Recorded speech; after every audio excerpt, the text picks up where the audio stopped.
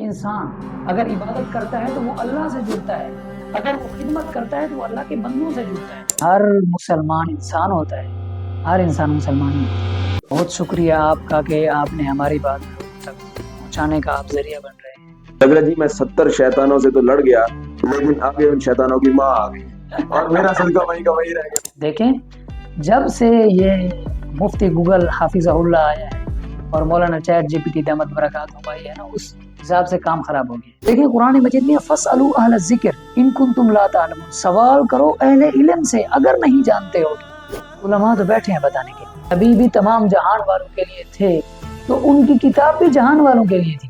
پڑھا لکھا انسان بھی جاہل ہو سکتا ہے۔ اسلام کا جو بنیادی پیغام ہے نا وہ اللہ کی وحدانیت ہے۔ آپ جب بیمار ہوں گے ڈاکٹر کے پاس جائیں گے، آپ کو جب گھر بنوانا ہوگا مستری کے پاس جائیں گے، کار خراب ہوگی مکینک کے پاس جائیں گے، جوتا خراب ہوگا موچی کے پاس جائیں گے، لیکن مسئلہ پوچھنا ہوگا تو چیٹ جی پی ٹی کے پاس کیوں جاتے ہیں؟ نبی علیہ السلام نے فرمایا میں عشاء کی نماز پڑھ رہا ہوں اور مجھے میری والدہ بلائے، میں نماز توڑ کے کہوں جی اماں جی۔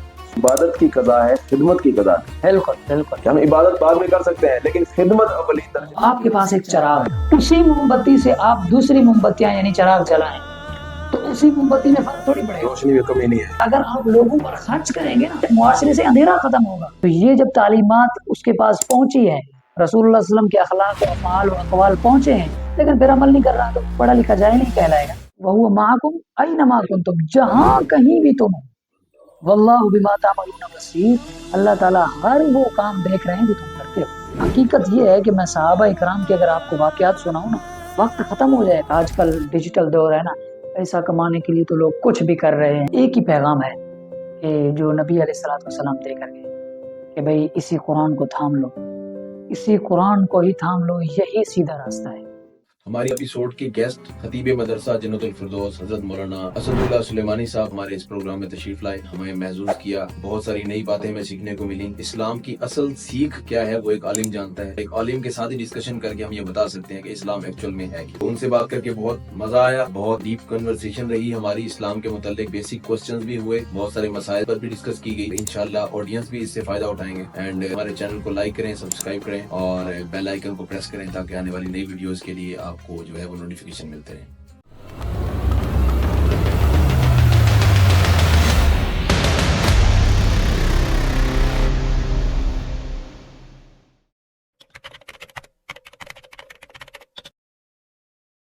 سر ویلکم ہے آپ کا ایچ کے پوڈ کاسٹ میں۔ شکریہ۔ کیونکہ جب سے ہم نے یہ سٹارٹ کیا ہے تو کوشش تھی کہ کسی ایسے انسان کو یہاں پر دعوت دی جائے جو اسلام کا داعی ہو، تو بہت کوششوں کے بعد پہلا نام آپ کا آیا۔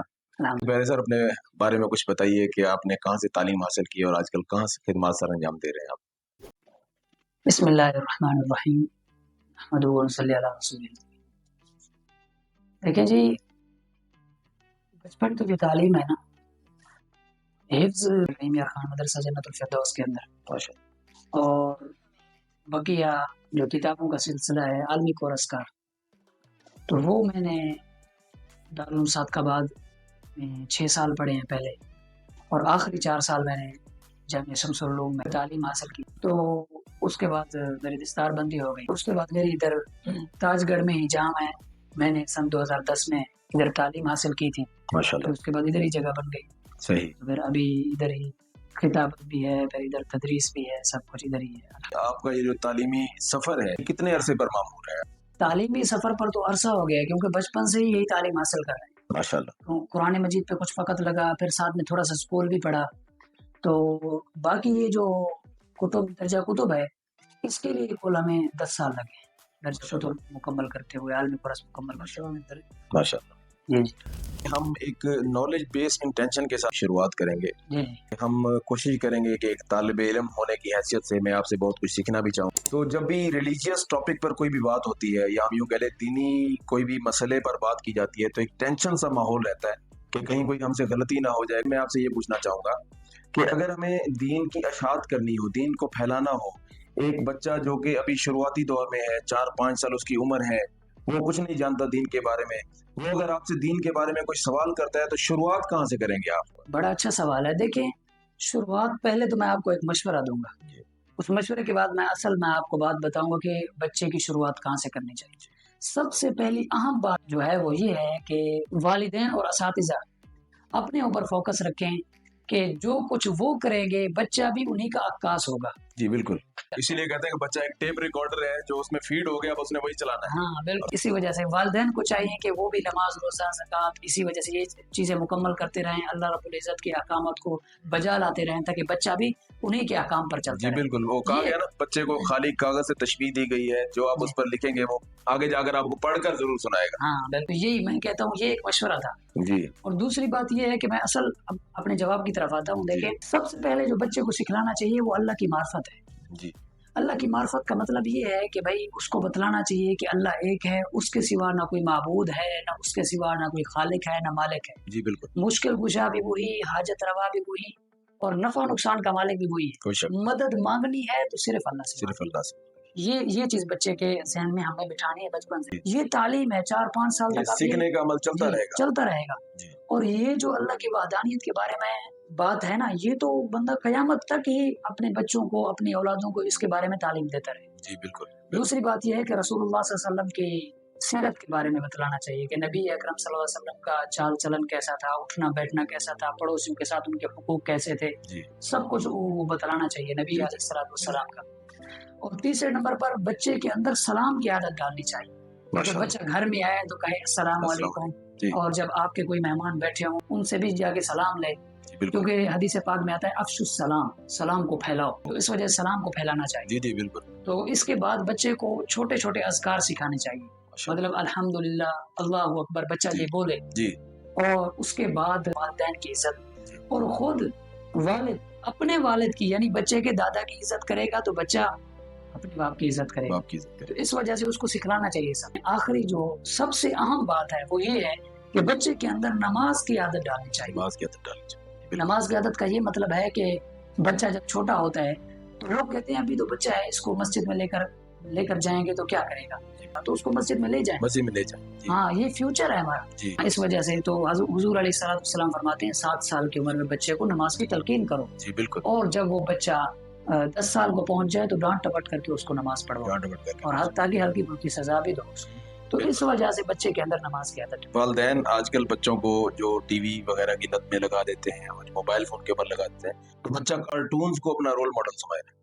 بچے کو نہیں پتا کہ حضور کون ہے, بچے کو نہیں پتا کہ اللہ کی ذات کیا ہے, بچے کو نہیں پتا صحابہ رضی اللہ عنہ کون ہے, کیونکہ بچے کو پتا ہے میں نے سارا دن کارٹون دیکھنے ہیں, انہی سے ہر چیز حاصل کرنی ہے. تو والدین کو بھی یہ کوشش کرنی چاہیے کہ بچوں کو ایسی سٹوریز دکھلائیں جس میں صحابہ کے بارے میں بتایا جائے, جس میں رسول کریم صلی اللہ علیہ وسلم کے بارے میں بتایا جائے, ہمیں اس کائنات کو بنانے والے کے بارے میں بتایا جائے, تبھی بچے کا مائنڈ بنے گا اور بچہ اس کی طرف آگے چلتا ہے. جی بالکل ایسے ہے. آج کے دور میں جس طرح دیکھا جا رہا ہے کہ اسلامی تعلیمات کو سمجھنا اور پھر اس پر عمل کرنا ایک بہت بڑا چیلنج ہے. تو آپ کے جو تجربات ہوں گے اور وہ جو بصیرت ہوگی آپ کی, وہ ہمارے لیے بہت قیمتی ہے. تو آپ اس حوالے سے ہمیں بتائیں گے کہ معاشرتی اور ثقافتی جو ہمارے جو اصول ہیں ان کو چلانے میں اسلام اپنا کیا رول پلے کر رہا ہے اس کے اندر؟ دیکھیں, آپ نے بڑی اہم بات کی. آپ نے کہا آج کے دور میں اسلامی اقدار پر یا اسلامی اصول پر عمل کرنا چیلنج بن چکا. بالکل ایسا. دیکھیں, یہ ہماری سوچ ہے کہ چیلنج بن چکا ہے. چیلنج ہمارے لیے نہیں ہے سر. چیلنج ان کے لیے تھا جن کو ابلتے ہوئے کڑاہوں میں ڈال دیا گیا. چیلنج ان کے لیے تھا جن کو تپتی ریت پہ لٹا کے ان کے اوپر بھاری پتھر رکھ دیے گئے تھے. چیلنج تو ان کے لیے تھا جن کو گھر سے بے گھر کر دیا گیا. چیلنج ان کے لیے تھا جن کی اولاد چھین لی گئی تھی, بیوی بچے چھین لیے گئے تھے. چیلنج ان کے لیے تھا جن کے راستوں میں کانٹے بچھائے گئے. چیلنج تو ان کے لیے تھا جن کے اوپر اجریں ڈالی گئی. چیلنج ان کے لیے تھا کہ تلواریں لے کر میدان میں آ گئے تھے اور ان کو شہید کر دیا گیا. ان کے لیے چیلنج تھا, ہمارے لیے کوئی چیلنج نہیں. ہمیں تو ایک پلیٹ میں رکھ کر دین مل چکا ہے. دیکھیں, ہمارے گھر کی بغل میں مسجد ہوتی ہے, گھر کے بغل میں مدرسہ ہوتا ہے, امام صاحب مفت تعلیم دے رہا ہوتا ہے, لوگوں کو مسائل بتا رہا ہوتا ہے. اس وجہ سے یہ چیلنج نہیں ہے. قرآن مجید کہتا ہے فَإِمَّا يَأْتِيَنَّكُم مِّنِّي هُدًى فَمَنِ اتَّبَعَ هُدَايَ فَلَا يَضِلُّ وَلَا يَشْقَىٰ. کہ فرماتے ہیں کہ اگر انسان میرے بتائے ہوئے راستے پر, میرے بتائے ہوئے احکامات پر, میرے پیغمبر کے بتائے ہوئے راستے پر چلے گا, فلا یضل ولا یشقیٰ, کبھی گمراہ بھی نہیں ہوگا اور نہ ہی کسی مشکل میں پڑے گا. سبحان اللہ. بڑی اہم بات کی. فرمایا ومن اعرض عن ذکری فإن له معیشۃ ضنکا. اللہ فرماتے ہیں جب انسان میرے ذکر سے, میری آیات سے, میرے قرآن سے, میری کتاب سے, میرے پیغمبر سے جب اعراض کرتا ہے نا, اللہ فرماتا ہے اس کی معیشت کو, اس کے کاروبار کو تنگ کر دیتا ہوں. وَنَحْشُرُهُ يَوْمَ الْقِيَامَةِ أَعْمَىٰ. اللہ پاک فرماتے ہیں پھر قیامت کے دن اسی شخص کو میں اندھا کر کے اٹھاؤں. اللہ. वकज़ालिका अततका आयातुना फनसीतहा वकज़ालिका अल-यौम तुनसा। अल्लाह पाक फरमाते हैं यही शख्स जब कयामत के दिन आएगा तो इसको अंधा उठाऊंगा, ये कहेगा या अल्लाह पाक आपने मुझे नबी ना उठाया, मैं तो दुनिया के अंदर देखने वाला था। तो अल्लाह पाक फरमाएंगे वकज़ालिका अततका आयातुना फनसीतहा वकज़ालिका अल-यौम तुनसा, आज हमने तुम्हें ऐसे भुला दिया जैसे तूने हमें भुलाया। अल्लाह, इस वजह से ये चैलेंज नहीं है सर, चैलेंज नहीं है हमारा, बिल्कुल चैलेंज। यानी है माहौल को बनाने में इस्लाम का ही किरदार है, लेकिन जी, जी। हमने इस्लाम को खुद पसे पुश्त डाला जी, हुआ है, जी, जी, तो इस्लाम हमें क्यों कर सपोर्ट करेगा हमारे बिल्कुल, सकाफती इक़्तिदार के अंदर। इस वजह से चैलेंज नहीं है हमारे। बिल्कुल बिल्कुल। देखें, इस्लाम के अंदर मुसलमान का तारुफ बहुत खूबसूरती से कराया जाता है और उसी मुसलमान के अंदर इंसानियत भी आती है। इस्लाम और दीन के अंदर जो इंसानियत का लफ्ज है वो क्या मायने रखता है आपके मुताबिक? देखिए बहुत बड़ा मायने रखता है इंसानियत का लफ्ज़। कुरान मजीद ने जो इसकी तशरीह की है वो बड़ी अहम की है। कुरान मजीद कहता है वलक़द कर्रमना बनी आदम, हमने बनी आदम को इज्जत दी। यूं नहीं कहा कि हमने फलां कौम को इज्जत दी, मुसलमानों को इज्जत दी, फलां पैगंबर की फलां कौम को, नहीं नहीं नहीं, बनी आदम को इज्जत दी। तो बड़ी अहम बात है बनी आदम को इज्जत दी। एक जगह और फरमाया या अय्युहन्नास इन्ना खलक़नाकुम मिन ज़कर व उनसा वजअलनाकुम शुऊबन व क़बाइल लिताअराफ़ू। ऐ लोगों, हमने तुम्हें मुज़क्कर और मुअन्नस से पैदा किया है और ये जो तुम्हारे कबीले बनाए हैं ना, कौमें बनाई है, ये नहीं कि तुम मुअज़्ज़ज़ हो जाओ, नहीं नहीं नहीं, इन्ना अक्रमकुम इंदल्लाहि अत्क़ाकुम। अल्लाह के यहाँ जो सबसे ज्यादा मुअज़्ज़ज़ है ना वो शख्स है जो तकवा इख्तियार करेगा। अल्लाह, तो तकवा बहुत बड़ी शय है। जी बिल्कुल। अल्लाह नबी मुअज़्ज़म शफ़ी आज़म सल्लल्लाहु अलैहि वसल्लम फरमाते हैं जो शख्स लोगों पर रहम नहीं करता अल्लाह उस पर रहम नहीं करता। ये इंसानियत है। ये इंसानियत, जो लोगों पर रहम करेगा अल्लाह उस पर रहम करेगा। जी जी जी। तो ये इंसानियत है। इस्लाम के अंदर रंग नस्ल ऐब कबीला के अंदर किसी को कोई बर्तरी हासिल नहीं है, बिल्कुल भी नहीं। एक और हदीस पाक में आता है अल मुस्लिमु मन सलिम अल मुस्लिमून मिन लिसानिही व यदिही। कामिल मुसलमान वो शख्स है जिससे दूसरे मुसलमान उसके जुबान और उसके हाथ की तकलीफ से महफूज रहे। ये बड़ी अहम बात की है। खुतबा हज्जतुल वदा नबी अलैहिस्सलाम का आखिरी खुतबा था। उसमें क्या फरमाया था पता है? फरमाया लोगों, किसी काले को गोरे पर, किसी गोरे को काले पर, किसी अरबी को अजमी पर, किसी अजमी को अरबी पर कोई फौकियत हासिल नहीं है, कुछ भी नहीं। तुम में से सबसे ज्यादा मुअज़्ज़ज़ वो शख्स है अल्लाह ताला के यहाँ जो तकवा इख्तियार करे। अल्लाह, इंसानियत को इतना आगे डाला गया। क्या हम यूं कह सकते हैं कि अगर एक इंसान दीन इस्लाम से खारिज है, दायरा इस्लाम से बाहर है, काफिर कह लें, वो दायरा इस्लाम से बाहर है, लेकिन वो सारे काम अच्छे कर रहा है, लेकिन उसको एक चीज दूर कर रही है जन्नत से, वो है कलमा। हाँ बिल्कुल, अगर वो कलमा पढ़े और अच्छे काम तो पहले ही कर रहा था तो वो डायरेक्ट जन्नत के अंदर है। यानी उसको और जन्नत के दरमियान जो फासला है वो कलमे का है। कलमा है, और बिल्कुल मुसलमान कलमे को पकड़कर बाकी सारी चीजों को छोड़ रहा है, लेकिन सजा का मुस्तहिक तो बनेगा। बिल्कुल। आपको नहीं पता अबू जहल वाले ये सारे काबतुल्लाह में हाजियों की खिदमत करते थे, पानी पिलाते थे, लेकिन उनका क्या हाल हुआ? अबू जहल की मुकम्मल दाढ़ी थी, लेकिन उनका क्या हाल हुआ? यूं नहीं, आप सबसे अव्वलीन तरजीह जो है वो अल्लाह की वहदानियत, अल्लाह की वहदानियत। इस वजह से उसी को जी जी बिल्कुल। असल में देखे ना, हम नमाज पढ़ते हैं, हम रोजा रखते हैं, नमाज की अपनी अहमियत है, रोजा की अपनी अहमियत है, ज़कात की अपनी अहमियत है, और अगर हम साहिब इस्तिताअत है तो हज की एक अपनी अहमियत है। इन तमाम उमूर को करने के बाद क्या कोई ऐसा अमल है जो हमारे लिए मशाले राह बन सकता है? हाँ बिल्कुल है। वो कौन सा है? देखें, नमाज, रोजा, ज़कात, हज के बाद जो सबसे अहम नुक्ता नजर है ना वो है हुस्न अखलाक, हुस्न अखलाक, अच्छे अखलाक। देखिए नबी अलैहिस्सलातु वस्सलाम आला अखलाक के पैकर थे। कुरान कहता है इन्नका लअला खुलुकिन अज़ीम, बेहतरीन अखलाक के पैकर थे। तो अखलाक बहुत बड़ी चीज है। आप देखें आप अलैहिस्सलातु वस्सलाम जब ताइफ गए तो ताइफ वालों ने पत्थर मारे आप अलैहिस्सलातु वस्सलाम को, और उनके पीछे औबाश लड़के लगा दिए उन्होंने, ताइफ वालों ने औबाश लड़के लगाए, नबी अलैहिस्सलातु वस्सलाम को वो पत्थर मार रहे हैं, नबी अलैहिस्सलातु वस्सलाम को वो गालियां दे रहे हैं, बुरे अल्फाज बक रहे हैं। फरिश्ता आप अलैहिस्सलातु वस्सलाम के पास आता है, हालांकि आप अलैहिस्सलातु वस्सलाम का जूता मुबारक भी सुर्ख हो जाता है खून से, इतने जख्मी होते हैं। फरिश्ता आता है, कहता है ए अल्लाह के रसूल, आप कहें तो इस बस्ती को तबाह कर। तो अल्लाह के रसूल फरमाते हैं नहीं नहीं नहीं नहीं, बस्ती को तबाह नहीं करना, क्योंकि मुझे यकीन है इनकी औलादों में ऐसे लोग पैदा होंगे जो अल्लाह को वाहदहू ला शरीक मानेंगे और शिर्क से बचेंगे। तो ये क्या हुस्न अखलाक है कि एक तुम्हें गालियां दे रहे हैं, मार रहे हैं, तुम्हारा जूता भी सुर्ख है, उसके बावजूद भी इतने अखलाक के आला पैकर हो तुम कि तुम्हें वो पत्थर मार रहे हैं, तुम उनके बच्चों का अच्छा सोच रहे हो, बच्चों का अच्छा सोच रहे हैं। सुभान कितनी अच्छाई सोच रहे हैं कि इनके बच्चे जन्नत में जाने वाले बन जाएं। सुभान अल्लाह। तो ये है हुस्न अखलाक। आप अलैहिस्सलातु वस्सलाम ने फरमाया क़यामत के दिन जो सबसे वजनी चीज नामा अमाल में होगी ना, सबसे वजनी चीज वो हुस्न अखलाक होगी। जी बिल्कुल अच्छे अखलाक। बिल्कुल और नबी अलैहिस्सलाम ने फरमाया सबसे बेहतरीन शख्स वो है जिसके अखलाक अच्छे हो। हाँ, बिल्कुल अखलाक बहुत बड़ी चीज है। वो कहते हैं ना इखलाक में 1 नंबर, दीन में 100 नंबर। हाँ बिल्कुल इखलाक में 0, दीन में 0। बिल्कुल चाहे रोजा पकड़ा हुआ है, नमाज पकड़ी हुई है, हज पकड़ा हुआ है, ज़कात कर रहा है, लेकिन इखलाक 0 है तो दीन भी 0 हो गया। बिल्कुल यानी दीन को 100% तक पहुंचाने के लिए आपका इखलाक सबसे मेन रोल है। इसके अलावा आपका सारे का सारा काम 0 है। हुजूर करीम सल्लल्लाहु अलैहि वसल्लम ने हजरत अबू बकर सिद्दीक को फरमाया कि अखलाक के दर्जे हैं, अखलाक के 10 दर्जे हैं और उन दर्जों में जो एक दर्जे को पा लेता है तो उसके लिए बहुत कीमती जगह है जन्नत के अंदर। तो हजरत अबू बकर सिद्दीक रज़ी अल्लाह तआला अन्हु ने फरमाया कि ऐ अल्लाह के रसूल मेरे अंदर भी कोई है। अल्लाह के रसूल ने फरमाया हजरत अबू बकर तेरे अंदर सारे के सारे हैं। सुभान अल्लाह, तेरे सारे के सारे हैं। तो देखें कितना बड़ा दर्जा है उनका। अच्छा सर, जो आपने बात की अभी, मैं आपकी बात को दोबारा रिपीट करता हूँ कि आपने कहा नमाज रोजा हज ज़कात के बाद जो हमारे लिए कामयाबी का रास्ता बनाने वाली चीज है वो हमारा अखलाक है। लेकिन इस्लाम ने वालिदैन के हुकूक पर भी तो बड़ा जोर दिया है। तो क्या ये अखलाक और ये वालिदैन के हुकूक हमें एक ही लड़ी की तरफ ले जाएंगे या दोनों ये अलग अलग चीजें?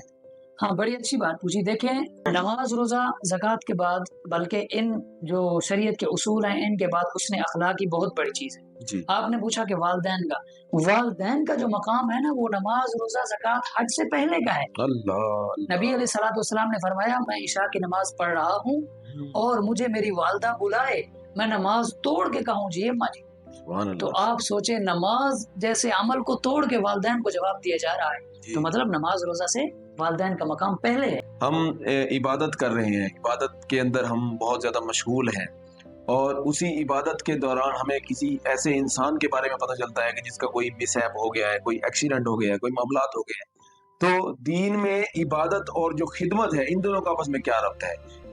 हाँ बड़ा अच्छा सवाल पूछा। देखें दीन में इबादत और खिदमत का क्या रब्त है, इस पर मैं आपको एक मिसाल देता हूँ। देखें एक दरख्त है, दरख्त की मजबूत जड़ ये इबादत की तरह है और उसका साया जो है ये खिदमत की तरह है। अल्लाह। अब देखें इस मिसाल को समझे, उसका साया खिदमत की तरह है। दरख्त तो हो खाली लकड़ियां हों लेकिन उसका साया ना हो, मतलब पत्ते ना हों, तो लोग उससे फायदा नहीं उठा सकेंगे दरख्त से, साया तो है नहीं। तो इसी तरह अगर इंसान के अंदर इबादत है लेकिन खिदमत नहीं है तो एक कामिल इंसान नहीं है। कामिल इंसान के लिए ये जरूरी है इबादत के साथ साथ उसका खिदमत के अंदर होना भी ये जरूरी है कामिल इंसान के लिए। जी बिल्कुल। मैं आपको एक दूसरी मिसाल भी देता हूँ। देखें सूरज है, आप देखें ये सूरज हरारत देता है और रोशनी देता है। जी बिल्कुल। अब ये सूरज इबादत की तरह है और ये चांद उस सूरज से रोशनी जज्ब करता है, ये खिदमत की तरह है।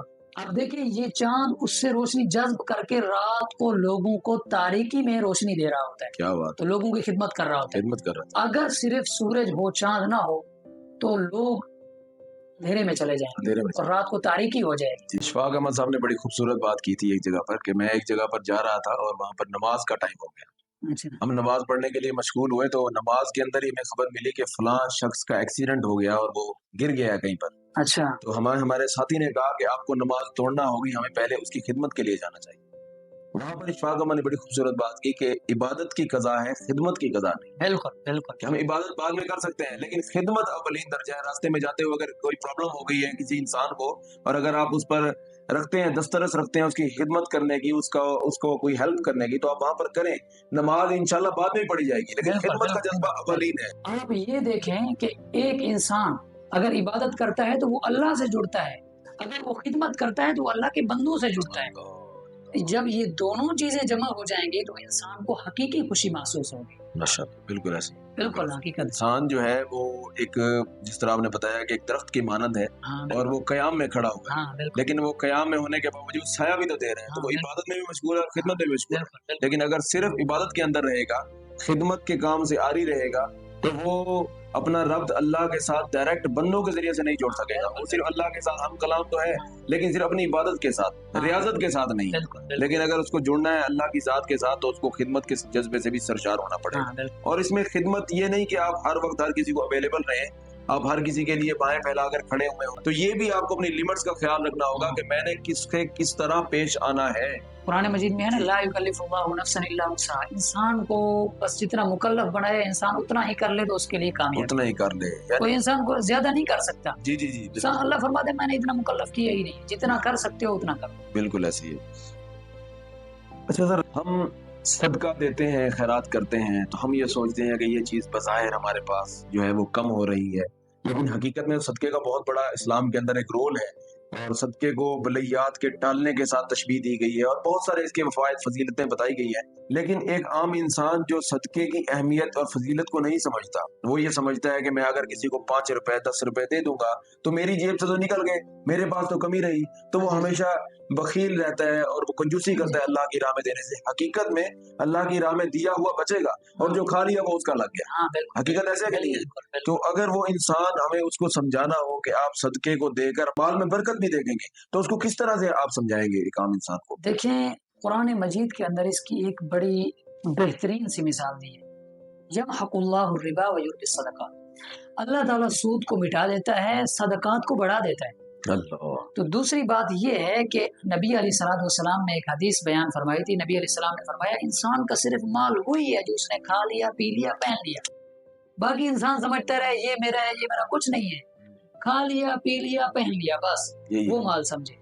باقی یہ ہے کہ صدقہ، تو یہ دیکھیں میں آپ کو ایک مثال دیتا ہوں، آپ کے پاس ایک چراغ ہے، موم بتی جل رہی ہے، اور سامنے 4-5 موم بتیاں اور بھی رکھی ہیں، اسی موم بتی سے آپ دوسری موم بتیاں یعنی چراغ جلائیں تو اسی موم بتی میں فرق تھوڑی پڑے گا، روشنی میں کمی نہیں آئی، بالکل، اس میں بھی فرق نہیں پڑے گا، حالانکہ روشنی بھی بڑھ جائے گی۔ تو اس وجہ سے اگر آپ لوگوں پر خرچ کریں گے نا، معاشرے سے اندھیرا ختم ہوگا، تو لوگ آپ کو دعائیں دیں گے۔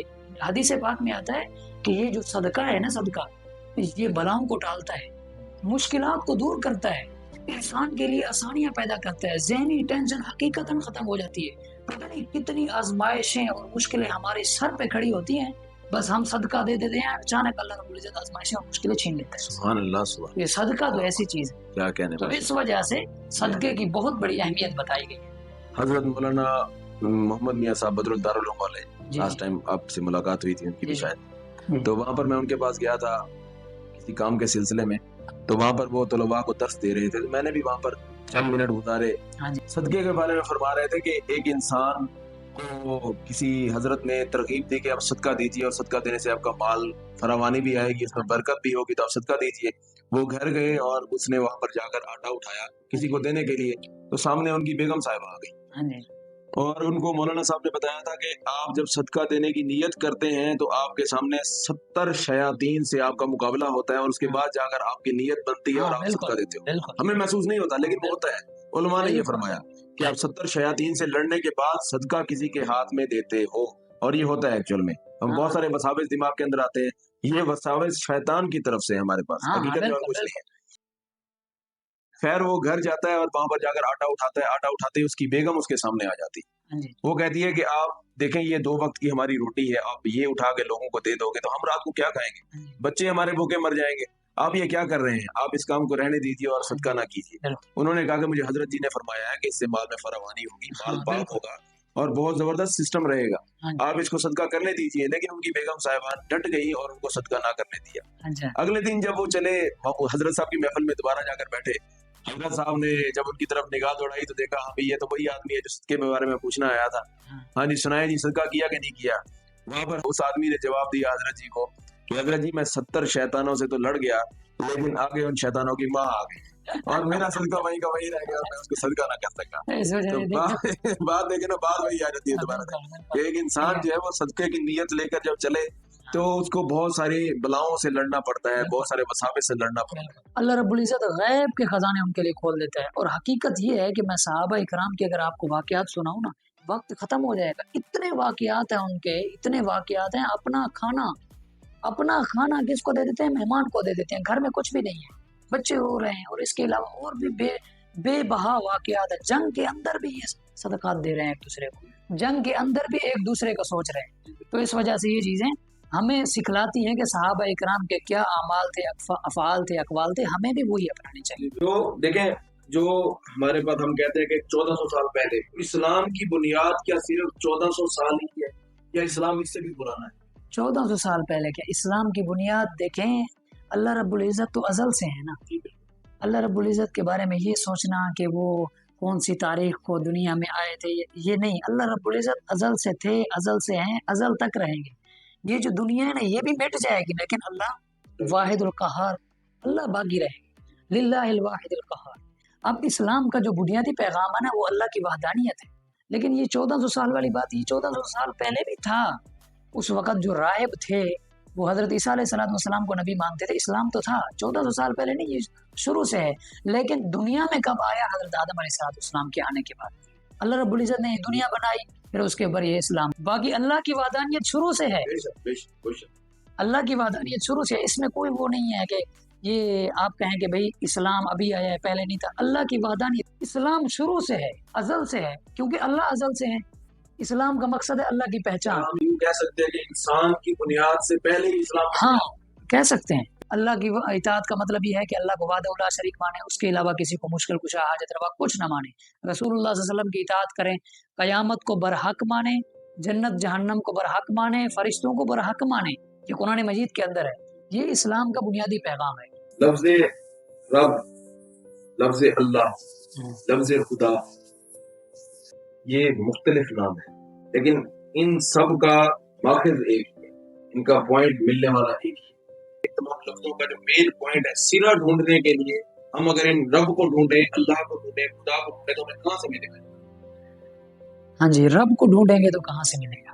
دیکھیں وَهُوَ مَعَكُمْ أَيْنَمَا كُنْتُمْ، جہاں کہیں بھی تم ہو، وَاللَّهُ بِمَا تَعْمَلُونَ بَصِيرٌ، اللہ تعالیٰ ہر وہ کام دیکھ رہے ہیں جو تم کرتے ہو۔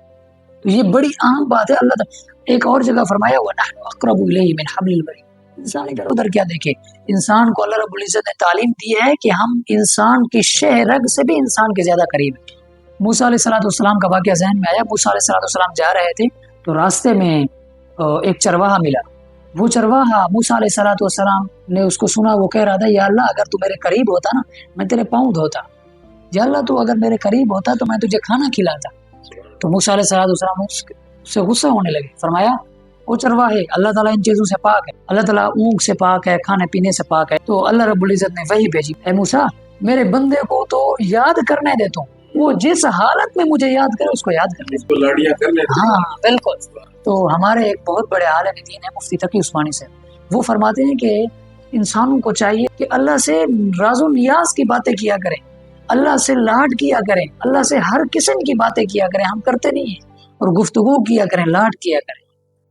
سر جب مسلمان ایک قرآن پڑھتا ہے، قرآن ہمارے لیے ایک مقدس کتاب ہے، ہمارے لیے جو ہے وہ تمام انسانوں کے لیے راہ نجات ہے یہ قرآن، تو کیا قرآن کو کسی خاص موقع پر پڑھنا، کیا قرآن کو کسی خاص تہوار پر پڑھنا، کیا قرآن کو ضرورت کے وقت پڑھنا، اور کیا یہ قرآن صرف مسلمان کے لیے نازل ہوا ہے یا دوسری قوموں کے لوگ اس سے استفادہ حاصل کر سکتے ہیں؟ بڑی اہم بات کی، اس کا جواب خود قرآن مجید نے دیا ہے۔ شہر رمضان الذی انزل فیہ القرآن ھدی للناس، رمضان کے مہینے میں یہ قرآن مجید نازل ہوا اور لوگوں کے لیے ہدایت ہے۔ یہ نہیں کہا کہ مسلمانوں کے لیے ہدایت، نہیں، لوگوں کے لیے ہدایت ہے۔ ایک جگہ اور فرمایا ان ہوا الا ذکر للعالمین، یہ قرآن نصیحت ہے جہان والوں کے لیے۔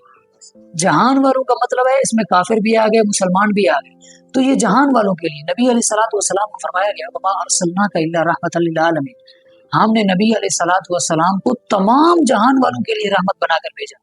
جب نبی کو تمام جہان والوں کے لیے رحمت بنا کر بھیجا، نبی بھی تمام جہان والوں کے لیے تھے، تو ان کی کتاب بھی جہان والوں کے لیے تھی۔ دیکھیں ہم پر جو نعمتیں ہوئی، یہ ہوا ہے، پانی ہے، یہ تمام انسانوں کے لیے ہے نا، تو احکامات بھی تمام انسانوں کے لیے ہوں گے۔ جب نعمتیں تمام انسانوں کے لیے، تو اللہ کے احکامات بھی، اللہ کا پیغام بھی، اللہ کی کتاب بھی، اللہ کے رسول بھی جہان والوں کے۔ قرآن مجید کے اندر اللہ تبارک و تعالیٰ یا الذین آمنوا کا لفظ استعمال کرتے ہیں، بالکل اسی طرح یا ایھا الناس کا لفظ بھی بہت جگہوں پر استعمال بالکل کہ بھئی انسان پورے کے پورے اس کے اندر آ جائے۔ بہت سارے لوگ اس دنیا میں تعلیم حاصل کرتے ہیں، کچھ دنیاوی تعلیم حاصل کرتے ہیں، بہت سارے لوگ دینی تعلیم حاصل کرتے ہیں۔ تو ایک پڑھا لکھا انسان جب وہ پڑھ جاتا ہے، چاہے وہ دنیا کی تعلیم حاصل کر کے کسی خاص ڈگری لے کر کسی خاص عہدے پر چلا گیا، یا دینی تعلیم لے کر کسی خاص منصب پر فائز ہو گیا، امام بن گیا، خطیب بن گیا، کیا کوئی پڑھا لکھا انسان بھی جاہل ہو سکتا ہے؟ ہاں دیکھیں ہر بے عمل انسان پڑھا لکھا جائے، اس کو تعلیم تو ہے لیکن عمل نہیں کر رہا، تو ایک حساب سے وہ جاہل کہلائے گا۔ اب دیکھیں مثال میں آپ کو دیتا ہوں، جیسے مثال کے طور پر ایک ڈاکٹر ہے، اب وہ اس کو معلوم ہے اسلام کا دائرہ کار بھی کیا حلال ہے کیا حرام ہے، لیکن اس کے باوجود بھی حرام کی چیزیں وہ لکھ کر دیتا ہے کہ جا کے کھاؤ، حالانکہ ضرورت بھی نہیں ہے۔ اس کو تعلیم کا بھی پتہ ہے کہ بھئی یہ حرام ہے اسلام کے اندر، تو یہ پڑھا لکھا جاہل کہلائے گا۔ قرآن مجید کے اندر اس کی مثال دی، مثل الذین حملوا التوراۃ ثم لم يحملوها کمثل الحمار يحمل اسفارا، مثال ان لوگوں کی جن کے پاس تورات آئی لیکن انہوں نے عمل نہیں کیا تورات پر۔ اللہ رب العزت نے، میں نے نہیں، اللہ نے فرمایا ان کی مثال ایسے ہے جیسے گدھے پر کتابیں لاد دی گئی۔ گدھے پر کتابیں جو لاد دی گئی اس کو کیا فرق پڑ رہا ہے؟ کتنا اس کے اوپر کتنا علم رکھا ہوا ہے، کوئی فرق نہیں پڑا۔ تو اس وجہ سے ہر بے عمل انسان پڑھا لکھا جاہل کہنا سکتا ہے۔ ایک انسان پڑھا لکھا ہے، اس کے بعد بہت زیادہ تعلیم ہے، لیکن جب بھی لوگوں سے بات کرتا ہے تو بدتمیزی سے بات کرتا ہے، تو کیا یہ بھی اس دائرہ جاہلیت کے اندر آتا ہے؟ ہاں دیکھیں، جاہلیت تو نہیں کہہ سکتے، پڑھا لکھا جاہل کہہ سکتے ہیں کہ اس کے پاس اتنا بڑا قرآن مجید آیا، حدیث آئی، اس کے اندر اخلاق سے بات کرنے کا تذکرہ آیا، من لم یرحم صغیرنا ولم یوقر کبیرنا فلیس منا، کہ جو بڑوں کی عزت نہیں کرتا، چھوٹوں پہ شفقت نہیں کرتا، ہم میں سے نہیں ہے۔ تو یہ جب تعلیمات اس کے پاس پہنچی ہے، رسول اللہ صلی اللہ علیہ وسلم کے اخلاق و افعال و اقوال پہنچے ہیں، لیکن پھر عمل نہیں کر رہا، تو پڑھا لکھا جاہل ہی کہلائے گا نا سر۔ ہم جب بھی تعلیم حاصل کرتے ہیں تو ہم کوشش کرتے ہیں کہ کسی کو خاص رول ماڈل بنایا جائے، کوئی آئیڈیل ہو انسان جس سے ہم سیکھ کر کچھ اس پر عمل کر سکیں، کچھ اپنی دنیا بہتر کر سکیں، آخرت بہتر کر سکیں۔ تو اس میں سے سب سے جو مین رول پلے کرتے ہیں وہ ممبر پر بیٹھے ہوئے ہمارے خطیب ہوتے ہیں۔ تو پہلے ممبر سے بہت سارے مسائل کی باتیں ہوتی تھیں، بہت سارے تذکرے کیے جاتے تھے، معاشرت کے بارے میں باتیں ہوتی تھیں، لیکن آج کل وہ باتیں شاید محدود رہ گئی ہے نماز روزے تک۔ تو اس میں کہاں کمی رہ گئی، آپ کیا سمجھتے ہیں اس بارے میں؟ دیکھیں اس میں کمی نہیں رہی، آپ دیکھیں نماز روزہ زکوٰۃ ان سب پر بات ہوتی ہے، معاشرت پر بھی بات ہوتی ہے، لیکن وہ جو کمی ہے نا وہ ایک چیز میں ہے کہ ممبر پر اب سیاسی گفتگو کم ہونے لگی۔ اس کی وجہ بھی ہے، اس کی وجہ یہ ہے کہ اگر ممبر پر علماء سیاسی گفتگو کریں گے نا تو ان کو تنقید کا نشانہ بنایا جائے، تو اس وجہ سے وہ اس چیز سے بچتے ہیں، پیچھے ہٹتے ہیں کہ تنقید کا نشانہ نہ بنایا جا سکے۔ اور دوسرے نمبر پر ایک مزاحیہ بات ہے، میں کہنے لگا ہوں کہ دیکھیں اگر اس جمعہ میں 50 آئے ہیں آدمی، سیاست کی گفتگو ہوگی تو اگلے جمعہ وہ بھی نہیں آئے گے۔ تو اس وجہ سے صرف سیاست تھوڑا سا یوں نہیں ہے کہ بالکل بہت سے علماء کرام سیاسی گفتگو کرتے ہیں، مطلب معاشرت پر ہو رہی ہے گفتگو۔ دیکھیں دور رسول اللہ صلی اللہ علیہ وسلم کے دور میں مسجد نبوی ہی عدالت تھی، مسجد نبوی میں ہی تمام فیصلے ہوئے، بالکل۔ تو ہم یہ کہہ سکتے ہیں کہ وہاں پر بھی یہی باتیں ہوتی تھی۔ دیکھیں اب یہ جو سیاست ہے نا، عمر بن خطاب، ابو بکر صدیق، حضرت محمد الرسول اللہ صلی اللہ علیہ وسلم، انہوں نے ممبر پر بیٹھ کر سیاست کی گفتگو بھی کی ہے، معاشرت کی گفتگو بھی کی ہے، اخلاقیات پر بھی کی ہے۔ آپ دیکھیں ادھر کیا میں نے آپ کو پہلے حدیث بیان کی، خطبہ حجۃ الوداع کے موقع پر کسی گورے کو کالے پر، کسی کالے کو گورے پر، کسی اجمی کو عربی پر، کسی عربی کو اجمی پر، یہ نماز زکوٰۃ تھوڑی ہے، یہ معاشرت ہے، معاشرت پر بات ہو رہی ہے، تو حضور صلی اللہ علیہ وسلم نے بیان کی ہے۔ تو اس وجہ سے ہاں ٹھیک ہے، بہت تھوڑی سی کم ہو گئی ہوگی یعنی اس بارے میں بات، لیکن علماء کرتے ہیں پھر بھی، سیاست پر بہت کم بات ہوتی ہے، اس وجہ سے وہ وجہ میں نے آپ کو بتا دی۔ تو لوگ جو ہے مسائل کا حل یوٹیوب سے کیوں ڈھونڈ لیتے ہیں بجائے ممبر پر بیٹھے ہوئے خطیب سے پوچھیں کہ وہ کیا خطیب ہچکچاتے ہیں بتاتے ہوئے یا پوچھنے والا ہچکچاتا ہے، اس میں کمی کہاں رہ گئی ہے؟ وہ یوٹیوب سے ہر چیز ڈھونڈ رہے ہیں اپنے مسائل کا حل۔ علماء تو بیٹھے ہیں بتانے کے۔ دیکھیں جب سے یہ مفتی گوگل حافظہ اللہ آیا ہے اور مولانا چیٹ جی پی ٹی دامت برکاتہ بھائی ہے نا، اس حساب سے کام خراب ہو گیا۔ اب دیکھیں نا، ایک ہے بینول ٹون کی ویب سائٹ، وہاں سے مسائل ان کے لکھے ہوتے ہیں، اگر مضبوط ویب سائٹ ہے اس سے آپ جا کر مسائل دیکھ سکتے ہیں، یہ ادھر تک ٹھیک ہے، لیکن ہر کوئی ادھر جا کر مفتی بنا ہوا ہے، ہر کوئی اپنی طرف سے مسئلے اخذ کر رہا ہے۔ آپ دیکھیں، میں آپ کو مثال دیتا ہوں، آپ جب بیمار ہوں گے ڈاکٹر کے پاس جائیں گے، آپ کو جب گھر بنوانا ہوگا مستری کے پاس جائیں گے، کار خراب ہوگی مکینک کے پاس جائیں گے، جوتا خراب ہوگا موچی کے پاس جائیں گے، لیکن مسئلہ پوچھنا ہوگا تو چیٹ جی پی ٹی کے پاس کیوں جاتے ہیں؟ یہ سمجھنے کی بات ہے بھائی، جس کا جو کام وہی کرے گا، جس کا کام اسی کو ساجے، جو کام کر رہا ہے اسی کے پاس جاؤ۔ لیکن عوام وہ کہتے ہیں ہم خود بہت بڑے مفتی ہیں۔ میں آپ کو ادھر مثال دیتا ہوں، دیکھیں دو بندے ادھر بیٹھے ہو نا، اس میں تیسرا ایک عالم بھی بیٹھا ہو، کوئی بندہ اگر عالم سے سوال پوچھے گا نا تو جو دو بندے غیر عالم ہیں وہ پہلے عالم سے پہلے وہی جواب دے دیں گے، وہ بتا دیں گے حضرت مسئلہ اس طرح ہے، وہ اس کو بولنے کا موقع ہی نہیں دیں گے۔ تو یہ حساب کتاب آج کل ہو گیا ہے، خود بخود لوگ اپنے آپ کو مفتی سمجھتے ہیں، تو یہ اس طرح نہیں ہونا چاہیے۔ یہ چیٹ جی پی ٹی اور یہ گوگل، یہ اسلام تھوڑی ہے۔ کتنے مسائل ہیں، میں آپ کو ابھی بھی موبائل میں دکھا سکتا ہوں۔ میں نے ایک مرتبہ چیٹ جی پی ٹی سے پوچھا، میں نے کہا جی بنو امیہ میں سے حضور صلی اللہ علیہ وسلم کی کتنی بیویاں تھیں؟ اس نے جواب دیا کہ حضور صلی اللہ علیہ وسلم کی بنو امیہ میں سے کوئی بیوی نہیں تھی۔ میں نے اس سے پوچھا کہ بھائی ام حبیبہ بنت امیر معاویہ وہ کس خاندان میں سے تھی؟ پھر آگے جواب دیتا ہے وہ بنو امیہ میں سے تھی. پہلا تو جواب غلط ہو گیا اس کا. اب کوئی ان پڑھ ہوگا تو اس کو دیکھ کر بھائی یہ میں نے لے لیا اس سے. اور وہ یہی آنسر دے گا. ہاں 10 لوگوں کو اور بھی بتائے گا. بالکل بالکل پتہ چلا ہے یہ اوپر کا نام نہ بھی گئے وہ امام کا نام لگا دے گا. میں نے اس سے پوچھا ہے. یہ میں آپ کو دے دوں گا اسکرین شاٹ بھی آپ ادھر لگا بھی سکتے ہیں. دیکھیں یہ حالت ہے. اب یہ ایک نکلا ہے اسلام 360. کتنی حدیثوں کا ترجمہ غلط کیا ہوا ہے. یہ حقیقت ہے. سارا پر موبائل سے تھوڑی ملے گا. ہمیں ایکچوئل میں ان چیزوں سے بچنا چاہیے. علماء فزیکلی ہاں کسی عالم سے کسی خطیب سے کرنا مسائل چاہیے. پوچھیں بالکل بجائے اس کے کہ ہم یوٹیوب کو ڈھونڈتے رہیں ہاں کرتے رہیں بالکل. انسائکلوپیڈیا یا اس طرح چیٹ جی پی ٹی کے اوپر سب کچھ پوچھتے رہیں. علماء ضروری آنسر تو ضرور ملے گا لیکن وہ ہمیں دین سے دور لے کر جائیں. دیکھیں قرآن مجید میں فَاسْأَلُوا أَهْلَ الذِّكْرِ إِن كُنتُمْ لَا تَعْلَمُونَ. سوال کرو اہل علم سے اگر نہیں جانتے ہو تو. اہل علم سے سوال کرو. اہل علم تو علماء ہیں. انہوں نے اہل علم بنا لی ہے چیٹ جی پی ٹی اور گوگل کو. تو یہ پھر اسی وجہ سے تو ہمارا معاشرہ کہاں سے کہاں چلا گیا. وجہ یہی ہے. ایسے دو کوشچن اور تھے. مسائل جو ہیں وہ نماز کے مسائل کے اندر اگر ہم بات کرتے ہیں تو بہت سارے لوگ میں نے یہ نوٹس کیا کہ امام کی آواز سے زیادہ امام کی شکل کو دیکھتے ہیں اور اس پر نماز کرتے ہیں کہ امام صاحب کی آواز کو فالو نہیں کرتے. وہ امام صاحب کی طرف اپنی نگاہ دوڑاتے ہیں بالکل اور وہ دیکھتے ہیں کہ جب امام صاحب سجدے میں گئے اکثر ایسا ہوتا ہے کہ امام صاحب آواز دیر سے دیتے ہیں ہاں لیکن سجدے میں پہلے پہنچتے ہیں. وہ صرف اس لیے ہوتا ہے کہ عوام کو آواز ملے اور وہ اس کے بعد سجدے میں جائیں. لیکن پہلی صف میں کھڑے ہوئے موجود جو عوام الناس ہوتی ہے جو لوگ موجود ہوتے ہیں وہ امام کی شکل اشکال کو دیکھتے ہوئے سجدے میں پہلے چلے جاتے ہیں. انہیں کو دیکھ کر دوسری صف والے انہیں کو دیکھ کر تیسری صف والے اور اس طرح پوری کی پوری مسجد ان احکامات سے پیچھے رہ جاتی ہے. ہاں بڑا اچھا سوال. دیکھیں یہ اس کے بارے میں حضور اقدس صلی اللہ علیہ وسلم پہلے نماز پڑھتے تھے نا تو حضور اقدس صلی اللہ علیہ وسلم کی کبھی نظریں آسمان کی طرف اٹھ جاتی تھی تو حکم آیا کہ اے نبی اپنی نظروں کو نیچا کیجیے. تو ادھر حکم ہوا تو ہمیں بھی جب حکم ہوا نبی کو تو ہمیں بھی تو حکم ہوا تو اس وجہ سے ہمیں بھی نظریں نیچے رکھنی چاہیے. تو اس وجہ سے یہ سوچنا چاہیے. دوسری بات یہ ہے کہ اس بارے میں حدیث میں آیا ہے کہ اگر جو شخص امام سے پہلے رکوع میں جائے گا اس کی شکل تبدیل کر دی جائے گی. اتنی بڑی سخت وعید ہے. تو یہ حدیث پاک میں آیا ہے.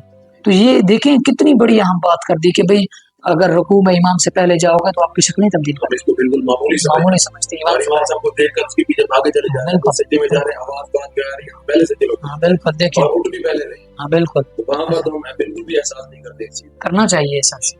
دیکھیں جی ایک ہے مسلمان اور دوسرا ہے انسان. دیکھنے میں تو یہ دو لفظ ہیں اور دو ہی لوگ ہیں. کیا یہ ایک ہو سکتے ہیں؟ یہ دو الگ الگ لفظ ہیں یا ایک لفظ؟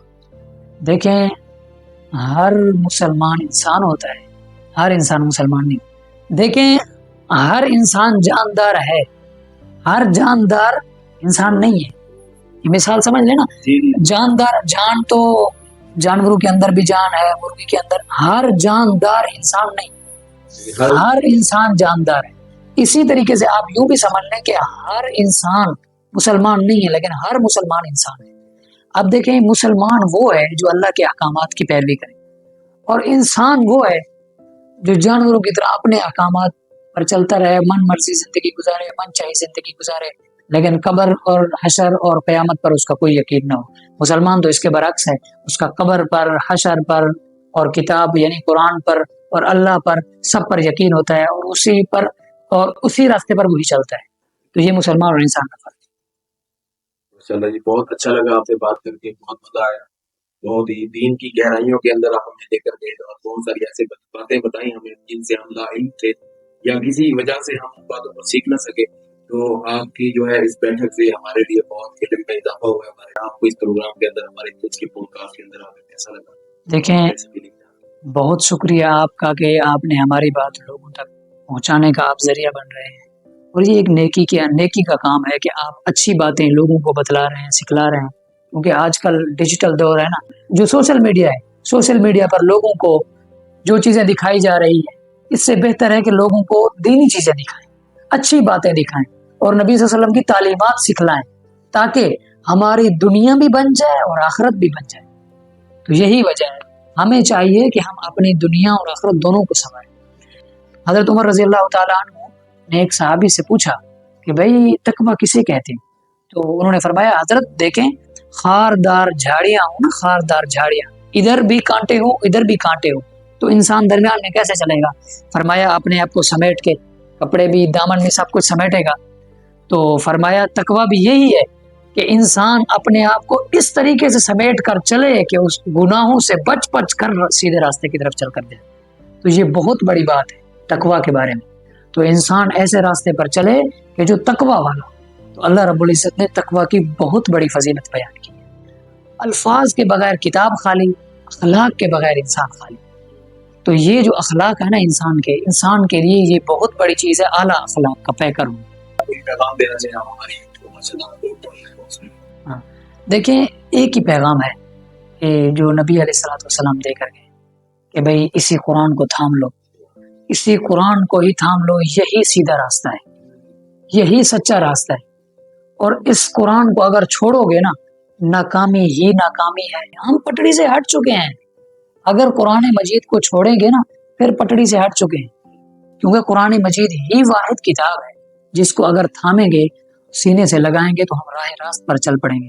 نبی علیہ الصلوۃ والسلام نے آخری وقت میں یہی فرمایا تھا، یہ قرآن چھوڑ کے جا رہا ہوں، اگر اس کو تھام لو گے نا تو سیدھے راستے پر چلتے رہو گے، اگر اس کو چھوڑ دو گے تو پھر ناکامی تمہارا مقدر بن جائے گی. ایک بہت بڑا محل ہے، اس کے اندر تاریکی ہی تاریکی ہے، اور اس کے اندر لوگ ٹھوکرے مار رہے ہیں، کوئی ادھر جا رہا ہے کوئی ادھر جا رہا ہے، لوگوں کو راستہ نہیں مل رہا. آپ کے پاس ایک چراغ ہے، آپ کے پاس ایک چراغ ہے، آپ اس چراغ کو لے کر راستہ ڈھونڈتے ہیں اور آخر کار آپ محل سے نکل جاتے ہیں. تو یہی مثال ہے دنیا کی کہ یہ جو محل ہے نا بہت بڑا، یہ ہے دنیا، اور اس کے اندر جو تاریکی ہے یہ ہے کفر، اور لوگ جو راستہ پر چل رہے ہیں وہ بھٹک رہے ہیں، غلط راستے پر چل رہے ہیں. آپ کے پاس جو چراغ ہے وہ قرآن ہے، جب آپ نے اس کو تھاما ہوا ہے تو آپ منزل مقصود تک پہنچ چکے ہیں. تو اس وجہ سے قرآن کو تھامنا پڑے. بہت بہت شکریہ آپ کا قیمتی ٹائم کے لیے.